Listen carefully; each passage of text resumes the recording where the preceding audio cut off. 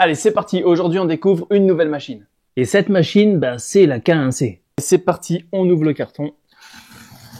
Et on va voir comment est emballée la machine. Bon, ça c'est plutôt cool, il y a des instructions de déballage. Je pense que même sans ça, on devrait y arriver, mais on va pouvoir découvrir s'il y a des subtilités en fait qui vont nous éviter de casser quelques pièces de la machine. Voilà, je vais les mettre là, ça va être bien visible pendant que je déballe. Allez, c'est parti, on se retrouve avec le guide d'installation. Et comme toujours, il y a les autocollants. Et il y a 10 langues disponibles. Allez, la suite. Ça, c'est le capot. Et maintenant, il est temps de sortir la machine par le dessus. Voilà. Allez, c'est parti, on continue le déballage. Alors, qu'est-ce qu'on a ici? La poignée de la porte vitrée devant. Voilà, on va installer ça tout à l'heure. On a le cordon d'alimentation. Et ça, c'est un filtre à charbon. Voilà, du charbon actif pour les odeurs du filament. Pareil, on va installer ça tout à l'heure. Ici, on décale la chaîne pour enlever le plastique. Donc ça, c'est fait. Maintenant, la mousse derrière. On décale la tête. Et voilà. Allez, maintenant, qu'est-ce qu'il y a dans cette boîte à accessoires? On a l'écran tactile, le porte-bobine. Ici, il devait y avoir les pieds en caoutchouc, mais ils sont déjà installés sur la machine. Après, dans cette boîte, d'abord, sous cette boîte, il y a un morceau de filament. Ou plutôt un morceau de bobine, en fait. Bon, allez, une petite bobine de Hyper PLA. Et maintenant, la boîte à outils. Voilà. Alors, de quoi déboucher les buses? Un tube de colle. Ici, une petite pince coupante, une clé, ok, c'est pourquoi pas, une spatule en plastique, de la graisse, une clé USB, 16 Go, ça devient la norme. Et ensuite, ici, on a des vis supplémentaires, on a des outils, voilà, avec d'autres vis, des clés, un petit tournevis, des clips pour les PTFE. Et après, je sais pas du tout ce que c'est. C'est un genre de caoutchouc autocollant. Bref, on verra ça plus tard. Et maintenant, la partie la plus satisfaisante, enlever les plastiques. Oh yeah! Le mec qui se sent toujours obligé de faire des bruits à chaque fois qu'il enlève un plastique. Oh yeah! Ouh.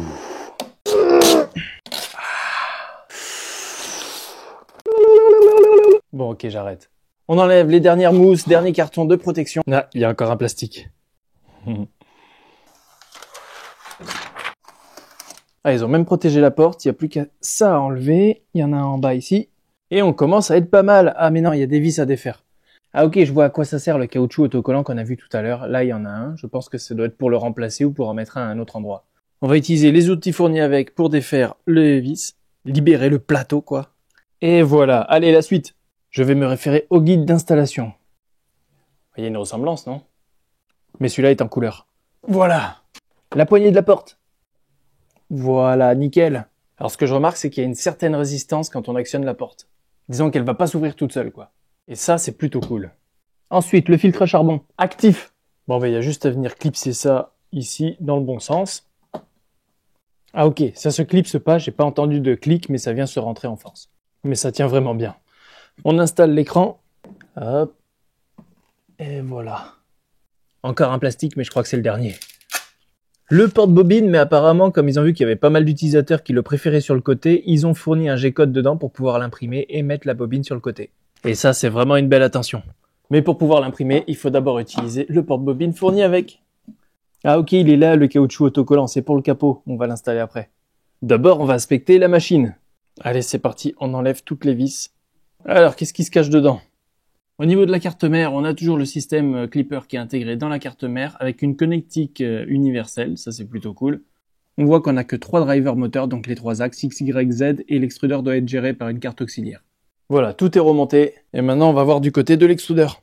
Oh, il y a un passage de prévu pour ceux qui veulent mettre le lidar. Enfin, je pense que c'est pour ça. Allez, c'est parti, qu'est-ce qui se cache en dessous?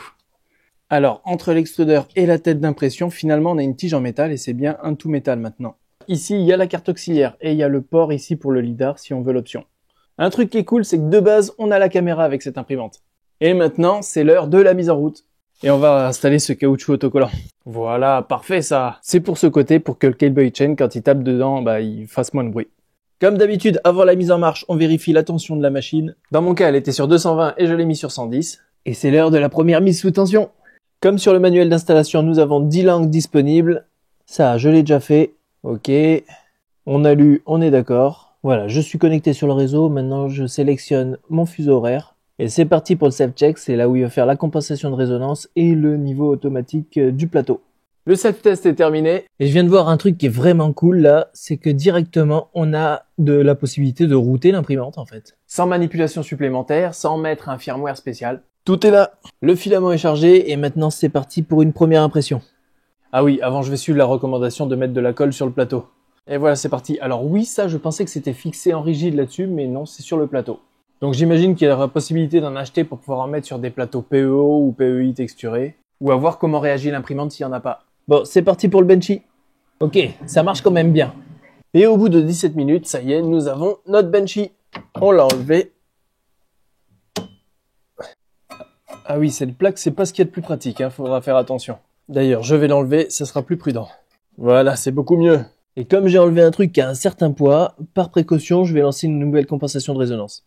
Sur le Benchy, il n'y a rien à dire, il est vraiment très beau. On fait ça juste pour s'assurer que la machine marche bien. Mais la principale plus-value de la machine, c'est d'imprimer des filaments chargés en carbone. Et ça tombe bien, j'en ai. C'est un hyper PLA chargé à la fibre de carbone. Pour pouvoir imprimer vite et solide. Et voilà l'impression avec le PLA fibre de carbone. L'impression est super propre et au niveau des réglages, j'ai pris la même chose que le filament hyper de base. Le hyper PLA sans fibre de carbone. Alors quelque chose qui a été mis en avant par Creality sur la K1C, c'était le changement rapide de buse. Et c'est quelque chose que je vais vérifier avec toi dans cette vidéo. Alors oui, en effet, c'est pas super serré et il n'y a pas vraiment besoin pour ça. Donc on peut le défaire très facilement sans tout démonter.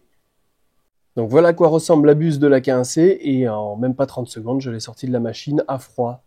De ce côté-là, il n'y a rien à dire, ça se change super facilement et rapidement. Et je pense même qu'on pourrait changer que le bout en fait, histoire d'économiser de l'argent et de pas changer tout le heat break.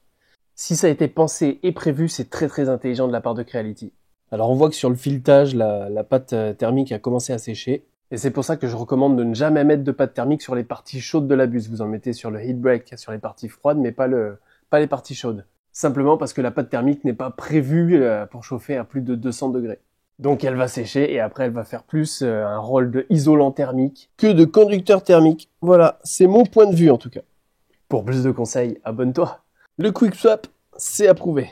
Au niveau de l'interface web, on retrouve Creality OS, une interface minimale parfaite pour les débutants, mais avec la possibilité de le router pour installer Mainsail qui est une interface beaucoup plus complète. Et ça permet de relier directement l'imprimante sur Orca Slicer pour pouvoir lancer l'impression directement depuis le slicer. Pour pouvoir faire cette imprimante, la K1C, je pense que Creality a écouté les retours de la K1, ils ont écouté leur communauté et ils ont étendu les possibilités de la K1 pour proposer cette imprimante. Je ne serais pas étonné de voir arriver la K1C Max, version plus grande comme on a eu la K1 Max. Voilà, c'est tout pour moi pour cette imprimante. Merci d'avoir regardé la vidéo jusqu'au bout. Dis-moi en commentaire quel type de filament t'aimerais que j'essaye d'imprimer avec cette machine. Et aussi ce que tu penses de cette imprimante. Et évidemment, mets un like si t'as aimé la vidéo. Et naturellement, pense à t'abonner si tu veux voir d'autres projets et d'autres machines. Parce qu'à mon avis, il va y en avoir pas mal.